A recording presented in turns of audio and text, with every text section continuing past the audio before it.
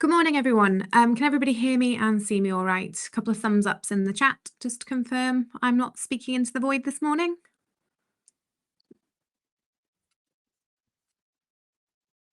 Fantastic. Great. So, welcome back to our Performance Masterclass series. Today, we are doing goal setting. Now, goal setting in a performance management context is quite a big topic. So, hopefully, we will appreciate that in a 30-minute webcast, we are only going to be scraping the surface, really. But hopefully, we're going to give you lots of useful tips and tricks to help get you started on some really good focused goal setting and some things to bear in mind about where risk really sits in this area, so that if the worst happened and you were to be preparing for a tribunal, the sorts of things that are going to be important. So for those of you who haven't met me before, my name is Alyssa. I'm co-founder and managing director of Heroes. My background is as a traditional employment solicitor. I was a specialist defense lawyer for SME businesses before I founded Heroes, and it's very much been the focus of the products and service offering that we have.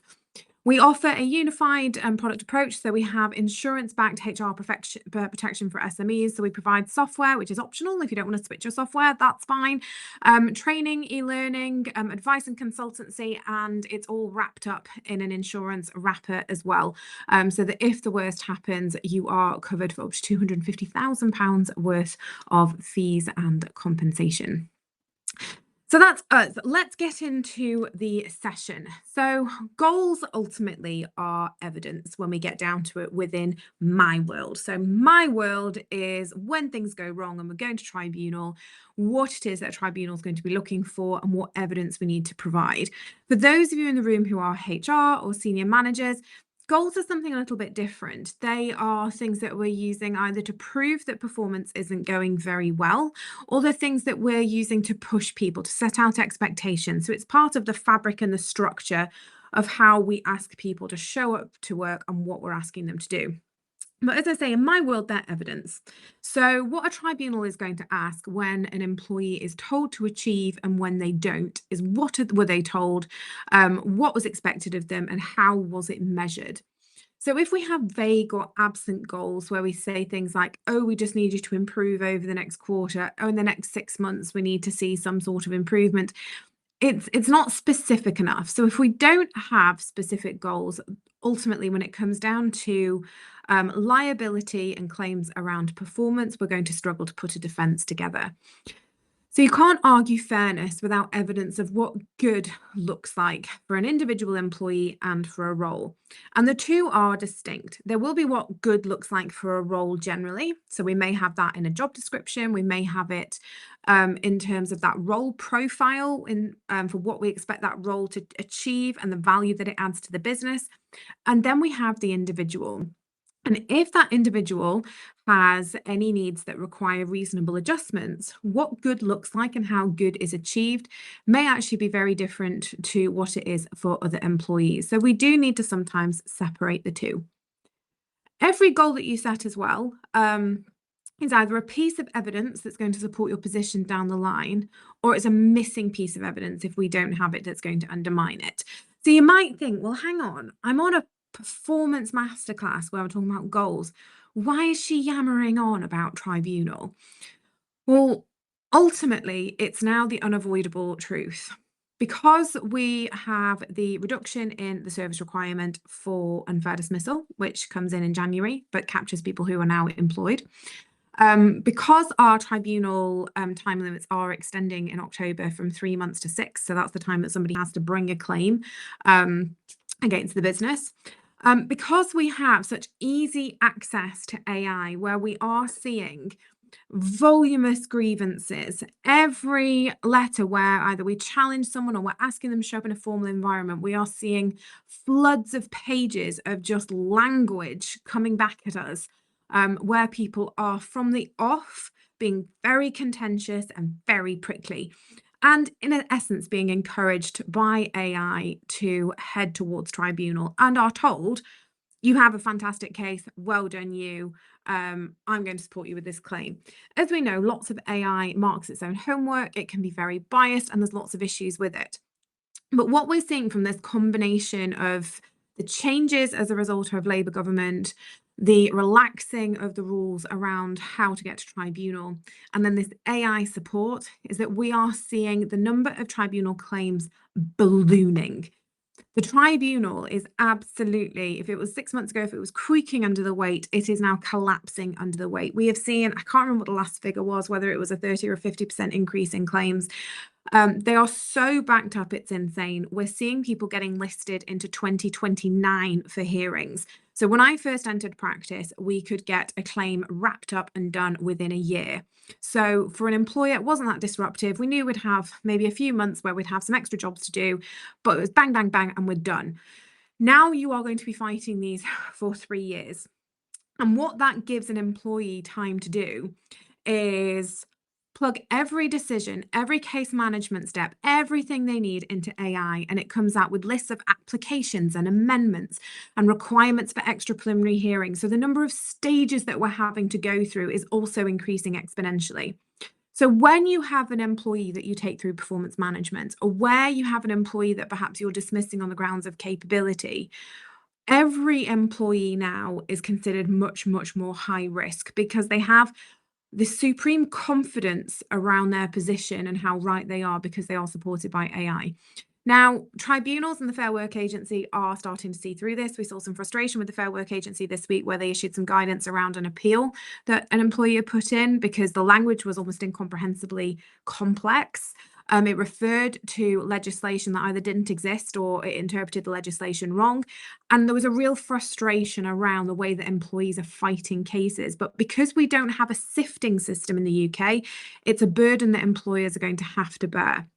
So my advice is back to basics, which is why I've got goals are evidence at the top of this screen. Because if we're not robust with evidence, if we haven't documented what we are doing, cases are won on documents and they are lost on witnesses. If we are relying on people to say the right things in tribunal 3 years after the event happened, we're probably going to lose. So documented evidence of what we did and why to show that our expectations were reasonable and that what we did was lawful. So that's why I yammer on so much about tribunals, and that's why it's so important. It's not scaremongering, but unfortunately it is now the world that we are living in. And if you don't have the right backing within your team, if you don't have the right advice, if you don't have the right tools, equipment, training, you are starting on the back foot and it is going to be inherently more stressful. So we've got a poll on the screen. How are employee performance goals currently managed within your business? So every employee has a documented SMART goals. Some employees have goals, but it's inconsistent. Goals are discussed but rarely written down, or we don't have a formal goal setting process. So this is what I like to see, the top two moving. Okay, we've got one in the bottom or two in the bottom. We don't have a formal goal setting process, but it's good to see that we have some goals, even if it's a little bit inconsistent, and great to see that every employee for 4 of you has a documented SMART goal in place. So, as I've said, around tribunals, clock is ticking. So today we've still got the 2-year qualifying period for someone to bring an unfair dismissal claim. From the 1st of July, that was sort of a critical hire date. Lots of people got this wrong on LinkedIn and said that the law came in from that date. It didn't. It's that if you employ someone from the 1st of July or they're already employed on the 1st of January 2027, that is the pool of people who are going to have the right to bring an unfair dismissal claim. Equally, if you employed someone from the 21st of July, so today, and they're still with you on the 21st of January, you've got your 6-month period, they're going to have the right to claim as well. So all the hoo-ha on LinkedIn around the 1st of July being this big trigger point kind of is and it kind of isn't. It's sort of the last hire date for someone who is still with you on the 1st of January to be able to sue you on the 2nd of January. But the reality is we need to start preparing for the world changing on the 1st of January 2027. So that's when we get the 6-month qualifying period. We're looking at uncapped compensation as well because the caps are being lifted. And there's no special probation carve out at the moment. So what we need to be making sure is that we are robust when it comes to dismissals, what we're doing with probation, what we're doing with onboarding. And typically, if we are failing probation, often it is around performance or somebody not performing to the level that we expected. So we absolutely need to understand how we are setting those goals, how we're measuring good performance, and then what that process is in terms of how we're moving people out of the business. So if you missed the sessions that we had on informal conversations and formal capability stuff, those recordings are available from earlier in the masterclass. So don't hesitate either to reach out and ask for those. Or if you want these in a more wrapped up environment with everything else that we do have them as part of our e-learning as well. So before January 2027, we had 2 years to assess informally whether somebody was a good fit. Often we'd see people would have very, very light documentation, quiet exits were possible, and there was breathing room to see how things developed. It wasn't unusual when I was in practice for us to be dealing with someone who had been employed for like a year, 11 months, and 2 weeks, and client would ring and say, this isn't working out, this person needs to go. I'd say, okay, well, what documentation do we have? If they're not performing, what's going on? And they'd say, we don't really have anything. It's just, it's not right. We're not going to be able to do that anymore. Not that that was good, but it was lower risk. We could handle that. That world is essentially gone. So from January 27, we have to have a fair reason. So our reason typically when we're looking at performance is capability. If you missed the session on capability terminations, again, don't hesitate to ask for that recording. And a fair process is going to be required once we hit that 6-month trigger. Now, I do say this with a caveat because if we have somebody with a disability and we've seen that diagnosis around neurodiverse conditions is increasing, people who have who either are suspected to be neurodiverse or have a neurodiverse diagnosis, a diagnosis, as you'll remember if you've been on earlier sessions, is not required for the Equality Act test, are likely to be classed as disabled individuals, have the protection of the Equality Act. So that 6-month time limit almost means nothing when we're going through performance management with somebody with a disability that impacts their performance. So absolute best practice and sort of the real key point that I can give you to take away from today's session is almost pretend that 6 months doesn't exist. Let's look at doing things properly from day one so that we're not getting super stressed over the 6-month change, and so that we're not then flapping around when we're getting close to that time limit, because the reality is it may well be a false sense of confidence if you take somebody through a dismissal process and they've only been with you a couple of months and it's clear that they have challenges which mean that they meet the definition of disability under the Equality Act, and we could be facing a disability discrimination claim, which is going to be significantly more valuable to that employee than an unfair dismissal claim. So we need that documentation from day one. Simply somebody being in a probation offers no legal protection. That's not a legal concept. So the first 6 months with a new hire has just become the most important 6 months, not just around legal risk, but also this is when we're setting out our stall for the employee. This is what it's like to work with us. This is when we are going to be setting those habits and those routines. So if we have someone who's used to an informal chat or a one-to-one every week or every other week, that they have a monthly review, that they have an appraisal once a quarter, that we are setting goals and those are reviewed every couple of weeks, and they've got those relationships with their managers and their line managers, and all this is kind of seamless, and we have this routine with everything set in the diary and everything, we're taking notes and it's all there and it's all the good stuff. If we nail that down in the first 6 months, that's going to continue to happen. We're setting good habits nice and early on. So another poll for you: what part of performance management do you find most challenging? Number 1, setting clear, measurable goals. 2, having difficult performance conversations. 3, keeping documentation up to date. Or 4, finding time for regular reviews. So we've got some saying setting clear, measurable goals, find time for regular reviews as well. But yeah, looking like setting clear and measurable goals is dominating, but with finding time for regular reviews just behind. Finding time is hard, which is why that point that I just made about setting this into the routine is really, really important. If when somebody starts with us, we have the first 2 or 3 months of meetings, reviews, one-to-ones, and whatever it is that you do already in the diary for line manager and employee, and that we avoid ever possible moving or changing these meetings, it's going to become much easier to find that time. And you're also going to find the more that we do of this, the quicker and more efficient those meetings become. I'm not saying we should be rushing them, but once we are into the routine of those conversations and people tend to show up a little bit more prepared and they know what's expected, they are easier to get through. So golden rule number 1, setting goals from day 1. So in onboarding, we should be goal setting. So these are the same conversations. It's not after induction, not once they're settled in. This is in the first week. So we should know what good looks like for the role and for the employee. So what does good look like at the beginning? So what kind of period do we have for settling in and what are we expecting? What does good look like at 3 months and what does it look like at 6 months? How do we measure good? How do we tell good from bad? How do we tell good from average? How do we tell good from just not quite there? And when is it going to be reviewed? Is it going to be reviewed in one-to-ones that we have every week? Is it going to be a bit more formal where we have, say, a monthly review? Is it going to be in, like, as I've said, quarterly appraisals? So it's a matter for your business how often we're going to be doing this. I would suggest little and often so that we can keep a nice sort of temperature check on how things are going. And also to reinforce those conversations around what good looks like. And for those of you who've been on a few of these webcasts, you'll know, and I say this again and again and again and again, when we are dismissing someone, either in probation or dismissing after probation on the grounds of capability, that dismissal should never, ever come as a surprise. That employee should have seen it coming, because they should know what good looks like and that they are not achieving it. If we are in a termination meeting and someone's had the shock of their life that their employment could end, we haven't done our homework. We haven't done enough at that point around touch points, conversations, having those discussions around what is expected and what someone isn't doing right and what they need to be doing better and how we can support it. So if we don't have that baseline, we're going to have no defense if we end up in tribunal.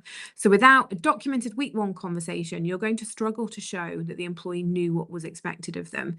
Just showing a role profile or a job description isn't going to be enough. What we want is a minuted conversation where we take somebody through the expectations of their role, what good looks like, how often it's going to be reviewed, the time that they've got to get to that standard, and that that's been confirmed in writing as well. Golden rule number 2, smart and fair. So anyone who's been on sessions with me knows that I love the SMART framework. So this is a goal setting technique where we make sure that every goal that we set is specific, measurable, achievable, relevant, and time bound. And I'm going to go through in a little bit more detail about what all that means in a second. So things need to be smart. They also need to be non-discriminatory. So as I've already touched on, if somebody has a disability, we need to be making reasonable adjustments where that disability means that they either can't perform to the standard that's expected or because they face challenges in doing so. So that could be because of procedures, policies, or criteria that put them at a disadvantage compared to other employees, or it could be because of physical issues in the workplace or the need for auxiliary aids. It triggers that requirement for reasonable adjustments.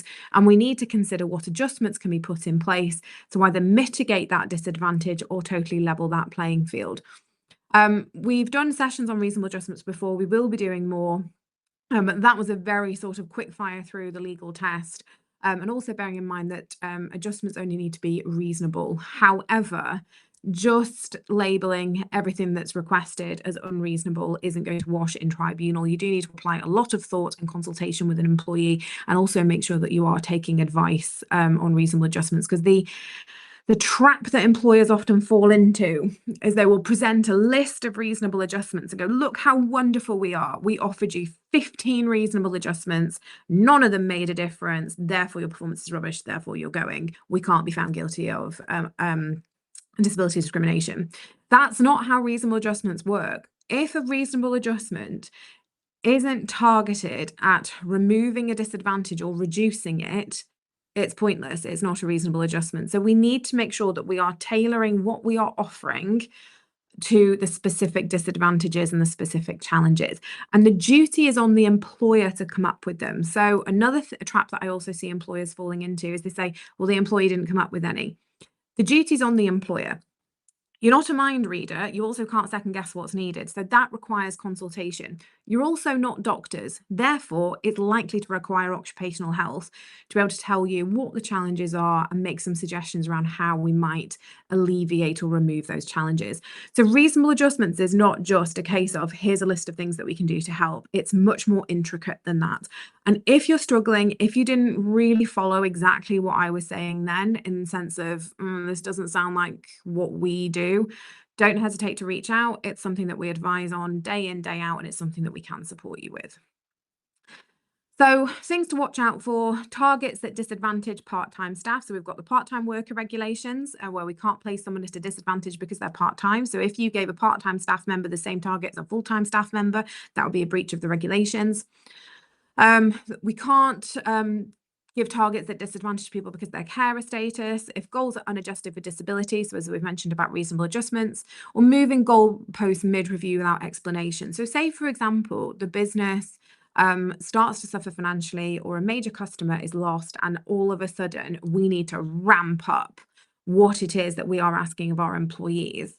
And we move the goalpost mid-review and then tell someone they're not performing. That's not fair. We need to be making sure that we're having those conversations, explaining the change, make sure the employee understands the context, and doing this through supported conversations. And also thinking, well, if we're going to be asking more of our employees, what can we do to try and support that performance? Are there additional tools or resources that we can put into the mix here to make sure that we can support that improved performance? So what SMART looks like in practice. So specific. So this is defining exactly what we want somebody to achieve. So no vague language here. Increase monthly sales calls from 20 to 30, not improve sales activity. This needs to be absolutely specific so the employee understands what it is being asked of them.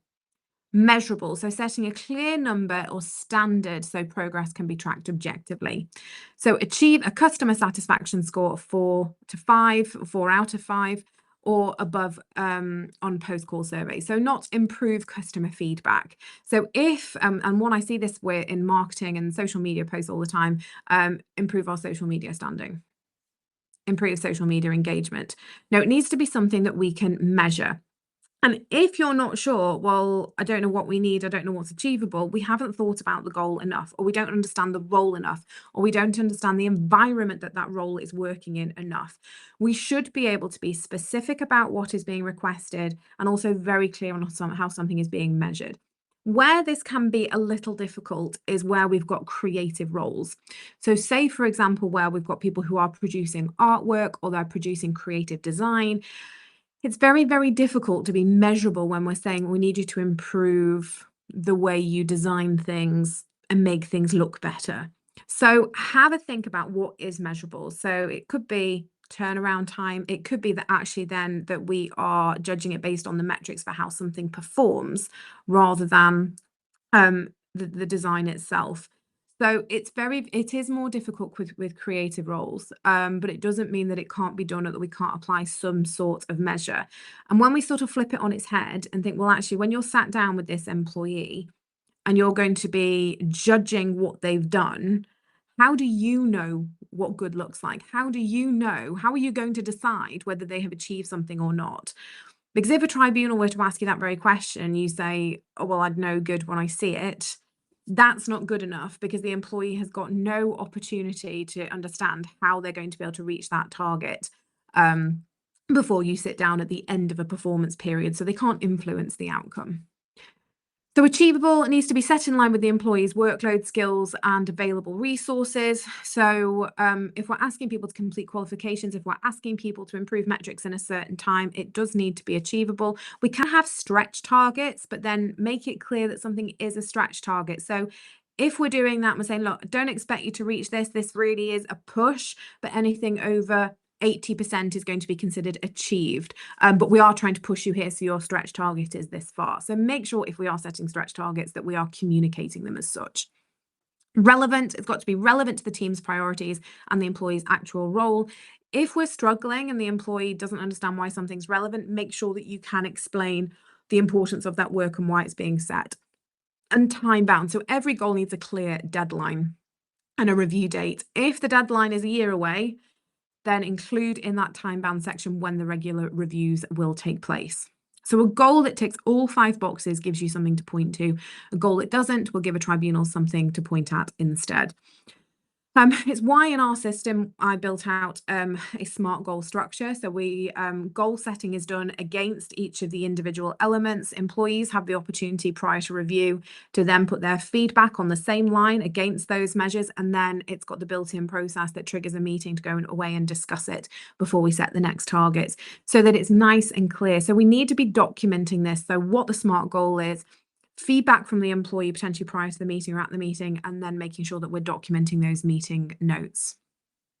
So how do SMART goals interact with KPIs and OKRs, so other types of goals, and what's the difference? Well, these are not competing systems. They do work together. So SMART is the quality check that you apply to whichever framework you use. So if you're setting KPIs, OKRs, or other types of goals, make sure that you can tick off that SMART structure with everything that you're setting so that you know that that goal is clear.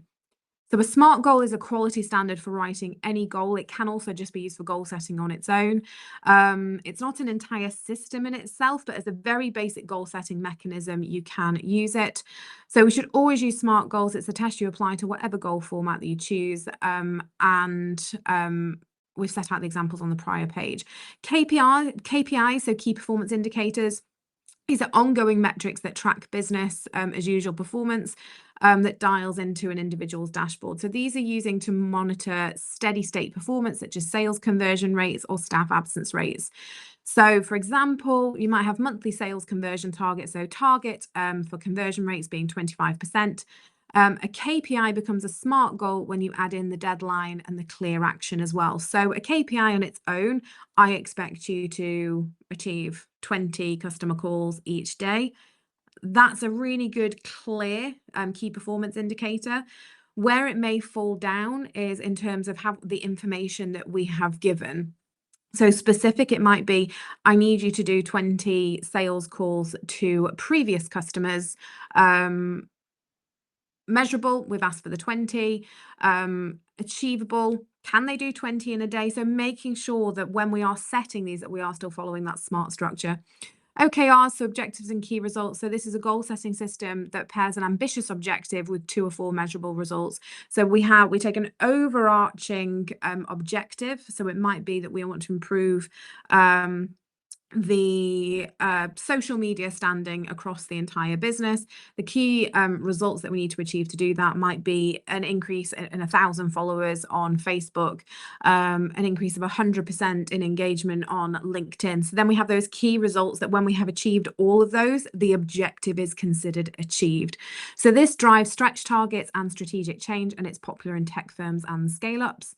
So if you want more information on these, we do have some guidance around SMART KPIs and OKRs. They're also built into our system as well with lots of guidance as well. So if it's something that interests you, then our performance management module may well be of interest. But remember, whichever framework you use, the legal test is the same. Could you show a tribunal exactly what was expected of the employee to achieve, by when, and how it was going to be measured? So SMART goals really are a lifesaver when it comes to however you are setting your goals. Golden rule number 3, nice, quick and easy one. If it isn't written down, it didn't happen. So everybody is going to forget what was said, the specifics of what was said, how something was said 3 years later when you're in front of a judge. So short notes of every 1-to-1. So 2 lines can be enough. We discussed X and agreed Y, and it was sent, and that you send this out the same day. Review outcomes and confirm them in writing. So follow-up emails can be used as a record, and informal concerns are recorded too. So keeping notes of meetings. Emails to follow up after conversations are enough for an audit trail.